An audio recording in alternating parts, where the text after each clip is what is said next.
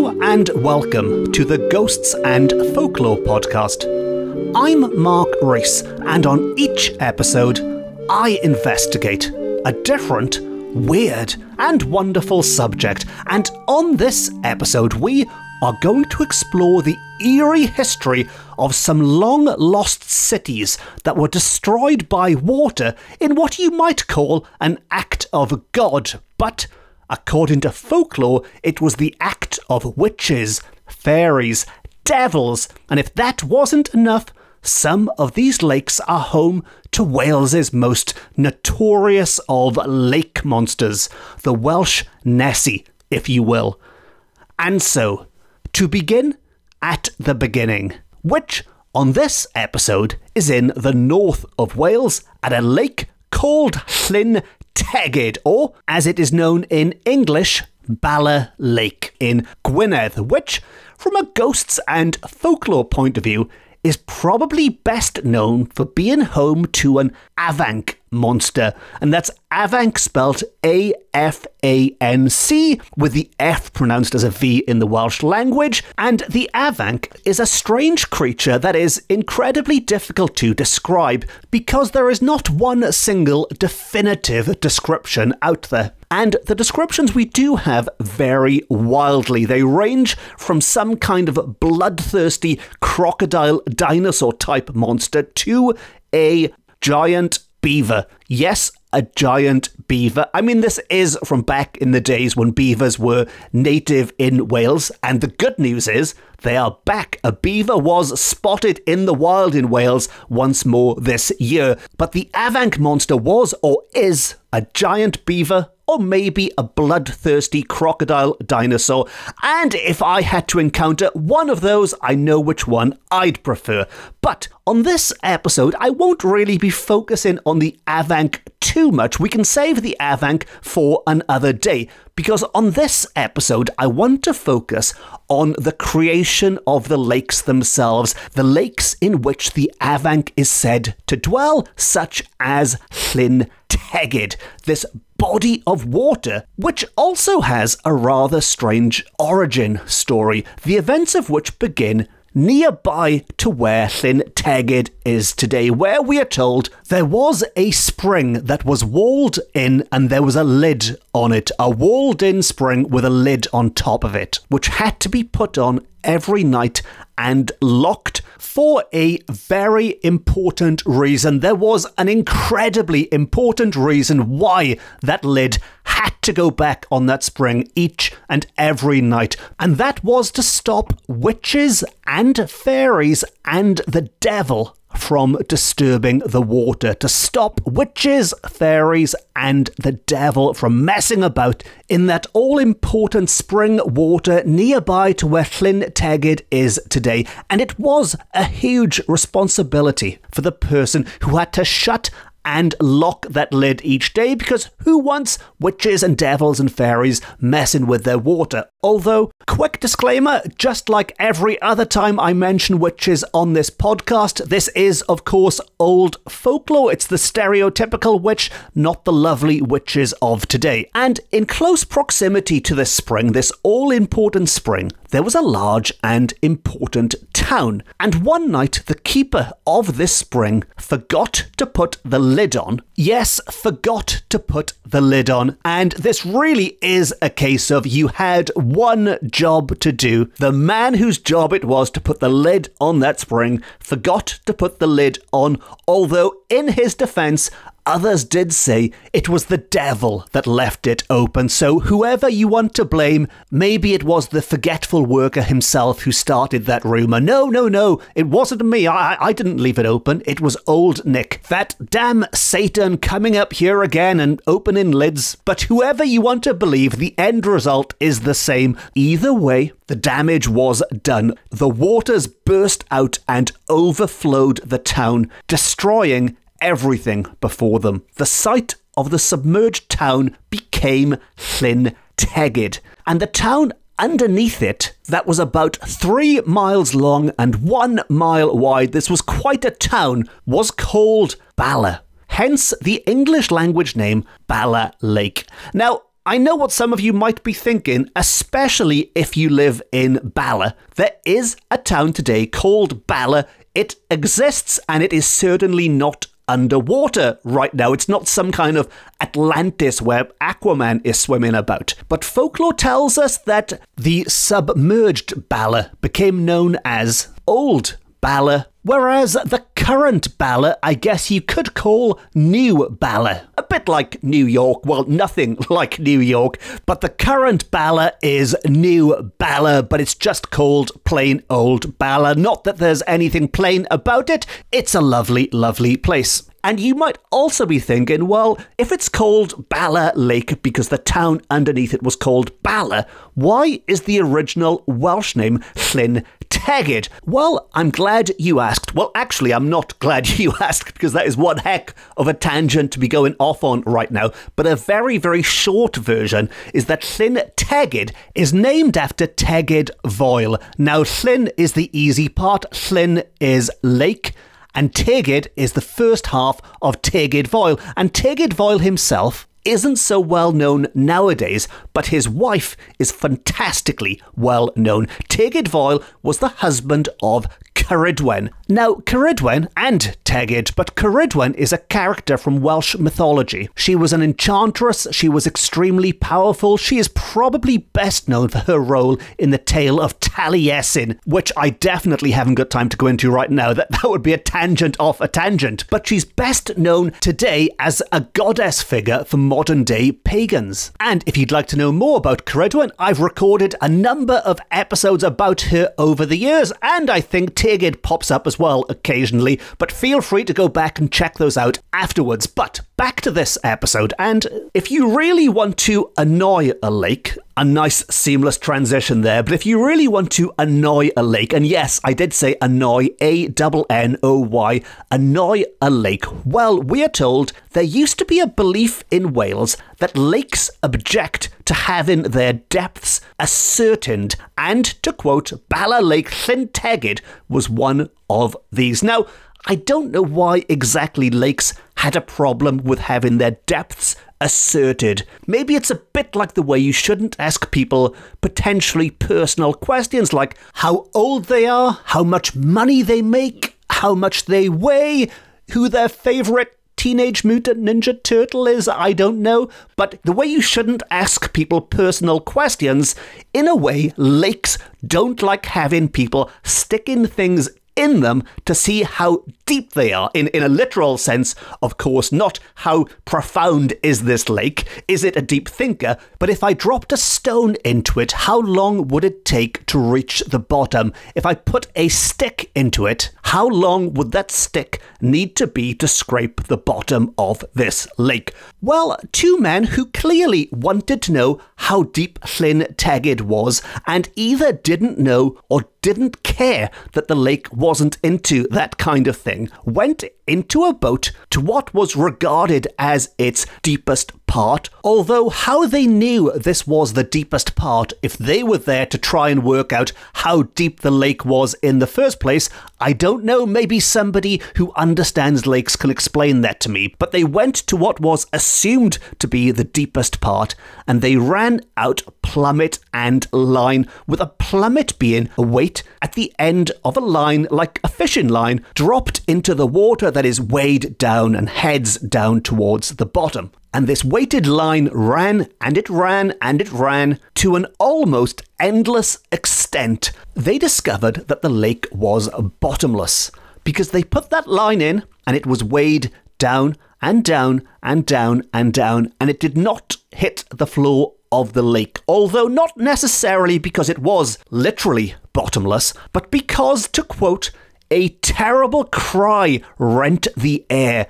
and a voice from the waters cried aloud, "Line cannot fathom me. Go, or I will swallow you up. Line cannot fathom me. Go, or I will swallow you up."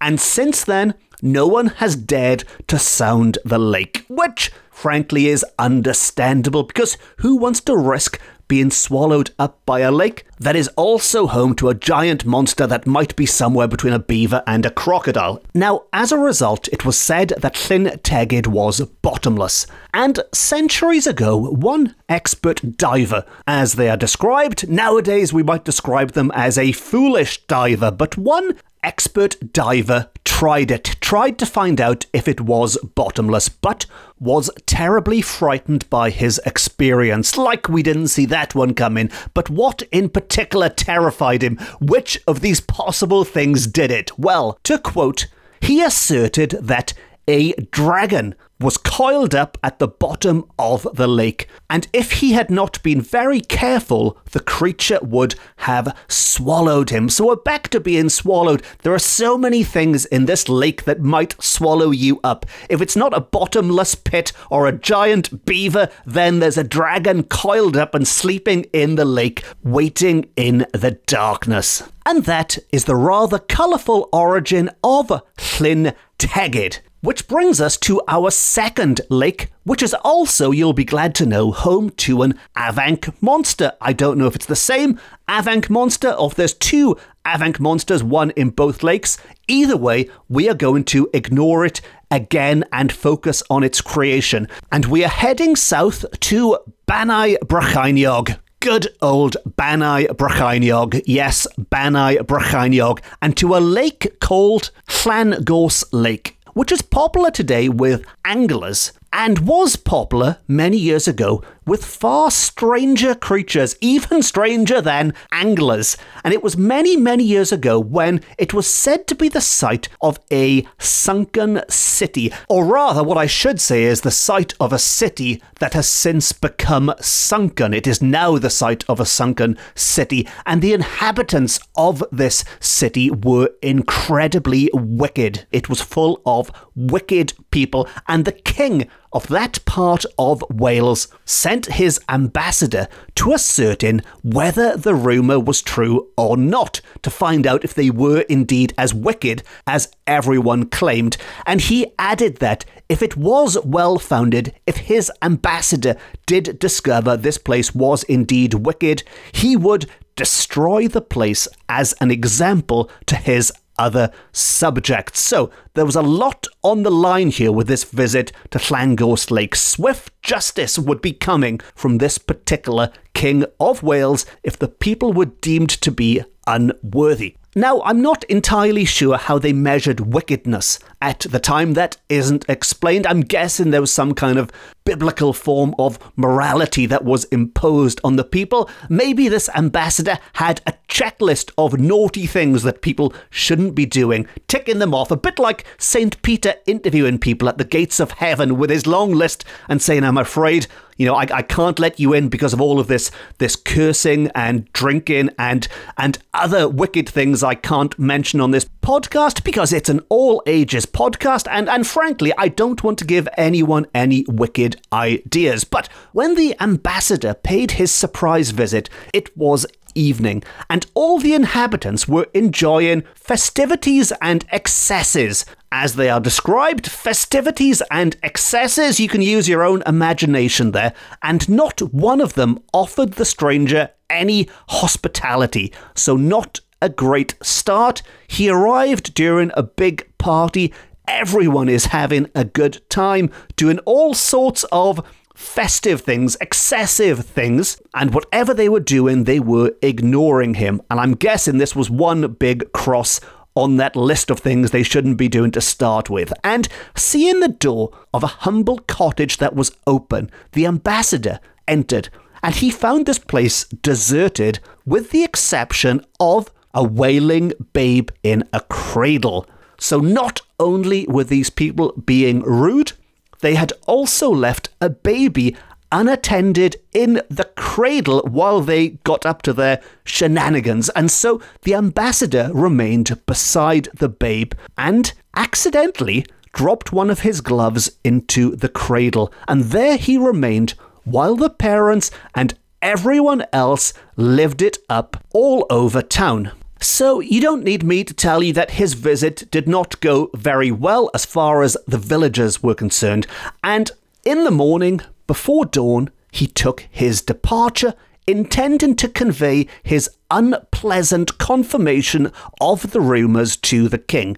He had only just left the outskirts of the city when he heard repeated peals of terrible thunder accompanied by groans and shrieks. And no, they were not the groans and shrieks of the non-stop partying, but the ominous groans and the shrieks of pain of a city paying the ultimate price. He hadn't even made it back to the king. He had just left the city and destruction was already raining down. And then he heard the sounds like the dashing of waves. Water was coming to wash the face of the earth clean. And it was cold that morning. It was cold towards sunrise. And this ambassador missed his glove. And not only that, it was of great value. So he returned to look for it. Quite a risk, really, heading back towards this city that is being destroyed by waves to find a glove. And when he reached the outskirts of the city, he saw that the houses had vanished and the whole site was covered with water. But as he stood there surveying the scene of destruction, while gazing at what is described as a lamentable scene, he saw a speck in the centre of the water. And as it was wafted towards him, he recognised the cradle in which he had left his glove. He drew the cradle towards him and brought it up to dry land, and then found the babe safe and alive. So the one innocent in the city, or the one innocent that we know of, the one innocent, it would appear, was spared. And the ambassador took the baby to the king, who adopted it as the sole survivor of the lost city. Now, punishing people, wicked people, by drowning the entire population might sound a little bit Old Testament. This might sound like the Welsh Sodom and Gomorrah. But this was something of a popular theme in many of these old lake legends. And to wrap up this episode, we are going to look at the origins of one more lake. Because a similar story was told of Llyn y Maes, we are told, which is described as a beautiful lake near Treflyn in what was Cardiganshire, so we're heading back northwards again. And its name means, folklore tells us, although you don't need folklore, straight translation will also tell you this, but its name means the Lake of the Field, which, according to tradition, covers the ancient site of Tregaron. And the people of this old place were very wicked, we are told, and went to excesses in all ways. Now, I have mentioned Tregaron on a previous episode so long ago, I've forgotten which one now, some years ago, but the people there, by all accounts, were indeed wicked, and on this episode we have some specific examples of their wickedness, because, to quote, most of their time was spent in revelry, feasting, hideous orgies, and incessant forms of every kind of pleasure known in those days. And frankly, if you're spending most of your time in revelry, feasting, and hideous orgies, I don't really know how much time you'd have left for whatever these other incessant forms of pleasure might be. But Tregaron, back in the day, sounds like quite the party place for overindulging in every kind of pleasure known. And we are told that, to quote, many times had the people been warned that the place would be destroyed by fire and flood if they did not cease their wickedness, but they didn't listen. They were too busy with that long list of indulgences, and instead of which they grew worse as the years passed. And one night, when the revelry was at its height, lightning caused a fire to break out, and a flood followed, completely overwhelming the place. Not a person escaped, for those who were not burnt were drowned. And that really is the two extremes of the elements. You're being drowned or you're being burnt. Either way, you are not getting out alive. And let that be a warning to anyone thinking of being a little bit wicked this weekend. Maybe you're listening to this on Friday night and you're thinking, do you know what? I quite fancy some revelry and feasting and incessant forms of pleasure, but let it be known that in Tregaron, not a person escaped, for those who were not burnt were drowned, and all that remained was a beautiful lake called Llyn y Maes.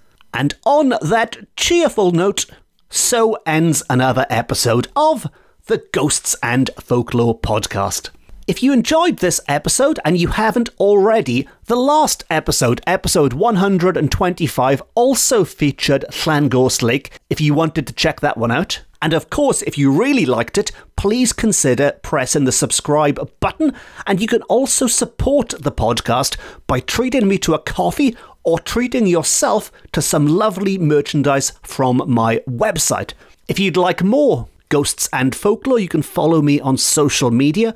And as well as this podcast, I've also written a number of books about similar weird and wonderful subjects which are available from all good bookshops, offline and on, and again, you can find a full list of those books on my website. All of which just leaves me to say thank you very much for listening. Diolch yn fawr iawn am wrando. I've been Mark Rees. This has been my Ghosts and Folklore podcast, beaming to you from Wales to the world. And remember, if anyone ever does start asking you personal questions like, who is your favourite Teenage Mutant Ninja Turtle? The correct answer is easy to remember because it's exactly the same answer to who is your favourite artist from the High Renaissance. And that, of course, is the person responsible for popularising both mannerism and nunchucks in the Western world, Michelangelo. Until next time, Nosta.